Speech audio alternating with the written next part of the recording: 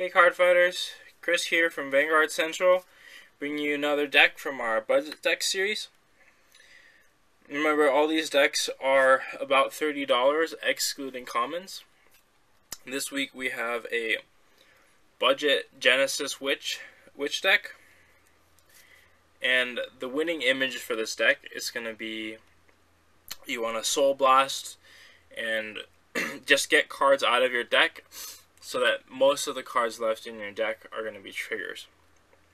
So going into our main grade 3, it's going to be Witch of Eagles Fennel. Her first skill is when you ride her, you get to Counterblast 1 and then Soul Charge 3. This skill is good for setting up her second skill, which is a Soul Blast 3, and it also helps when you want to get rid of cards from your deck to make it smaller, so that getting rid of those non-trigger cards is that much more effective. Then, her Legion skill is during the turn that she Legions, after she attacks, you get to Soul Blast 3, and then look at the top 5 cards of your deck, and then you're going to choose 2 of them, and then once you choose 2 of them, you can reveal them and then put them into your hand. So this is great. You get to basically choose what cards you're drawing. Not only that, but you're getting 2 extra cards off of it. And they're probably not going to be triggers, which means more triggers for the deck. More triggers overall for the deck because you're getting rid of the non-triggers. So then, our next boss card is, keeping with that same theme, is going to be Goddess of Four Seasons Persephone. And the first skill is when you ride her, you get to choose one of your rear guards, and then get up to 3 copies from the deck of that same rear guard and put them into the soul. And that's going to get out 3 more non-trigger cards from your deck. Bump up the trigger ratio in your deck.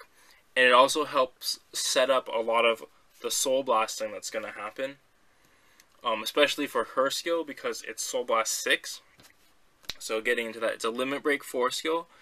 And once you Soul Blast 6, you get to look at the top 3 cards of your deck. And then you put them back in any order. And then after that, you're just going to draw 1 and you're going to Soul Charge 1. So this is going to help set up the soul for next time you want to use the ability. And you get an extra card.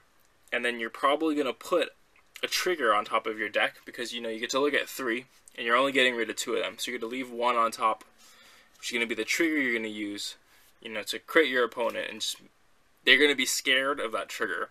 You're going to be scared of that crit, and that's what you're going for with her. And then the last grade 3 we're running is 2 Break Ride Wisdom Keeper Metis. And her skill is when she attacks a Vanguard, you get to Soul Charge 1, and then she gets plus 1,000. Which is good. You just got to help build up that little bit of extra soul, help thin that deck a bit more. And then her Break Ride skill is, when you Break Ride, you Counterblast 1, you're going to draw a card, Soul Charge 3, and then give the unit that broke road it plus 3,000, or plus 10,000, sorry, like all Break Rides. And so she's good because she's going to get you that extra card, she's going to build you that extra soul that you need for Persephone's skill, because the Soul Blast 6 is really a really big cost. And the main reason she's in is because Persephone is really bad as the first grade 3 you ride, just because you're probably not going to have a lot of rear guards unless you go super crazy offensive, which I don't really suggest.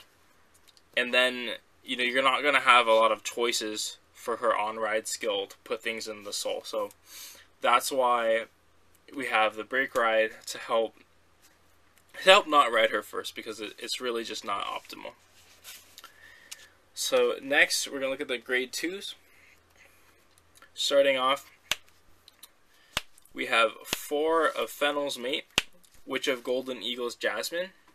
And her skill is when you call her to rear guard, you can Counterblast 1, Soul Charge 3, and then Jasmine herself will get plus 3,000, which turns her to a 12k attacker for the turn, which is super good because it means she can hit Vanguards all by herself. She can push out a lot of shield from your opponent, depending on like what phase of the game it is. Like if they're still at grade 1, she becomes a 10k to block. And if they're grade 2, you just put 7k booster behind her, and that's a 19,000 column, which means they have to guard with 15,000 shield. And, you know, that's not even if you get any triggers or anything, right? So, she's real good. I don't usually use her effect unless I'm trying to get that little early pressure, just because I think it's better set up for the next cards, the next style of card, which is Witch of Raven's Chamomile. The Chamomile has an effect when she's soul blasted. You get a counterblast 1 and then call her to the field. So that helps you, fill up your field without calling cards from your hand. Gives you that little bit of extra advantage. And then there's a little trick you can do with Fennel, because her soul blast is after she attacks. So once you finish attacking, then you get to soul blast Chamomile out and pay her cost, and then you get to call her over. You can call her over a unit you've already attacked with, so you can actually get some extra attacks in, which is really neat. So that's one way you can use her. But she's really good just getting that extra advantage from all the soul blasting you're doing. Oops. And then the last grade 2 is 4 Witch of Grapes Grappa. And Grappa also has a soul blasted effect. And that's when she's soul blasted, you soul charge 2. And so she's a good support unit for Persephone, because her cost is real big, soul blast 6. But if you can have one of her in the rear guard, when you ride Persephone, you can call her and just put all 3 from the rest of your deck into the soul. So when you soul blast these 3 guys, you're already going to soul charge 6, which really sets you up for that next turn. Getting multiple turns of setting up that critical on top is just so good. And it's just going to really pressure your opponent. So that's why we run 4. We're actually running 4 of everything, just so that Persephone, you're going to maximize your chances of getting 3 units into the soul. So going into our grade 1s, is almost identical to our grade 2s, actually. We have the 4 Witch of Frogs Melissa, which is the same effect as Chamomile. When she's soul blasted, you counterblast 1, and then you can call her to the rear guard.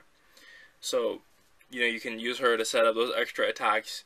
You can use her to fill up your field without calling from your hand. Basically, everything that Chamomile does, Melissa does the same thing, but at grade 1. And then, not to leave Grappa out, we have Witch of Oranges Valencia, who has the same exact skill. And you might be wondering why are we running the exact same grade 2s and grade 1s, and that's just consistency. So we're always going to have a good target for Persephone. We're always going to be able to choose whether we want to go with the soul blasting plays for Persephone to get crits. Maybe if we want to put in some these guys, the counterblast 1 to call to rear to get extra attacks off to fill up our field. It just gives you that consistency that you really want. And that's why we're running 4 of everything and multiple copies of cards with the same effect. And then the last grade 1s are going to be 3 perfect guards and 1 quintet wall. The 1 quintet wall is there to help just get rid of cards off of the deck, so it's really good at getting you to a lower card count for your deck, and that's when Persephone and Fennel's skills to take out non-triggers, they get that much more effective. And then you also don't really use a ton of counterblast, so the counterblast is not a big deal at all. And the final reason she's in there is sometimes you have a perfect guard or something like that, and you don't want to discard your grade 3s, right? Because, Fennel's skill, you can only use her Legion skill the turn you Legion. And then Persephone has a great on-ride skill, so you want to be re-riding your Vanguards and not necessarily ditching them to perfect guards all the time. So she's great at 1. You can always run more, but that's just been working out for me. And then lastly is going to be the triggers. We're going to run 4 heal, it's pretty standard. And then 12 criticals. The 12 criticals is because you already have a lot of drawing power in the deck. So when you have that much drawing power, it's great to just have, you know, the 10k shields that you can just draw into. And then the other reason is just because of Persephone. Late game, you want to be setting up criticals on top of your deck. Every single turn that you can use her ability to set up a critical, it forces your opponent, if they're at 4, it forces them to guard your Vanguard because they know there's a crit coming. And then it forces them to guard a rear guard because you're going to put the critical on the rear guard, usually after they've guarded the Vanguard. And so it's just going to pressure their hand so hard in the late game. And so that's why you're running 12 criticals. Just to thin your deck, get it down really low. I've had games where I might have like 10 cards left in the deck, and like 6 to 7 of them are going to be criticals, and that's just so scary for your opponent because double crits are real. And then finally, Witch of Prohibited Books Cinnamon, sorry, I can't talk. She's going to be our starter, and her effect is when she boosts a grade 3 Vanguard, then you get to move her into the soul and soul charge 2. And that's good. The 3 soul charge is going to help build up soul for Persephone's Soul Blast 6 and help set up Fennel's during the turn you Legion skill, because sometimes you don't have the counter blast when you ride Fennel and you just really want to build up that soul. Get rid of that deck. Get rid of your deck. Build up the soul. Just you re-Legion, throw in all crits and just crit your opponent. So I hope you guys like the deck profile. If you want to know more about the deck, there's going to be a link in the description to my blog, Vanguard at blogspot.com, and I go over the deck in more depth.